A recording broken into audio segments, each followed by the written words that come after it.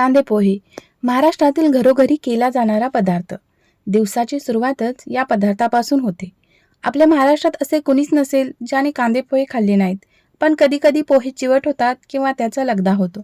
तर मग पोहे भिजवायचे कसे, कांद्याचं प्रमाण किती घ्यायचं, हे सर्व आपण या व्हिडिओमध्ये बघणार आहोत. चला तर मग व्हिडिओला सुरुवात करूया. सर्वप्रथम मी इथे 1 कप पोहे घेतले. पोहे 1 ते 2 वेळा स्वच्छ पाण्याने धुवून घ्यायचे. जास्त वेळ पाण्यात ठेवायचे नाहीत. एका गाळणीमधून गाळून घ्यायचे, म्हणजे एक्स्ट्राचे सगळे पाणी निघून जाईल. आता एका कढईमध्ये 2 मोठे चमचे तेल घातले. तेल चांगले तापले की मोहरी घातली. मोहरी चांगली तडतडली की 1 चमचा जिरे घालायचे. जिरे फुलले की चिमूटभर हिंग घालायचा. 1 कप पोह्यासाठी 1/3 कप कांदा घालायचा किंवा 2 मोठे कांदे घालायचे. 2 ते 3 हिरव्या मिरच्या घातल्या. 8 ते 10 कढीपत्त्याची पाने घातली. पाव कप शेंगदाणे घातले. हे सर्व परतून घ्यायचं. कांदा जास्त लाल होऊ द्यायचा नाही, नाहीतर खाताना करपल्यासारखे वाटते. कांदा सॉफ्ट झाला की चवीप्रमाणे मीठ घालायचं आणि अर्धा चमचा हळद घालायची.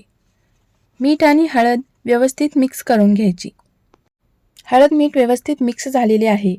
आता आपल्याला पोहे घालायचे आहेत. प्रथम सगळे पोहे हाताने मोकळे करून घ्यायचे आणि मग फोडणीमध्ये घालायचे. हाताने व्यवस्थित मोकळे करून घातले की पोहे मोकळे सळसळीत होतात. पोहे फोडणीमध्ये व्यवस्थित मिक्स करून घ्यायचे. इथं बघू शकता पोहे व्यवस्थित मिक्स झालेले आहेत. आता यामध्ये वरून 1 चमचा साखर व अर्धा लिंबाचा रस घातला.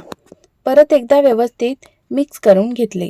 वरून बारीक चिरलेली कोथिंबीर घातली आणि सर्व करताना यावर किसलेलं खोबरं घालायचं आणि गरमागरम सर्व करायचं.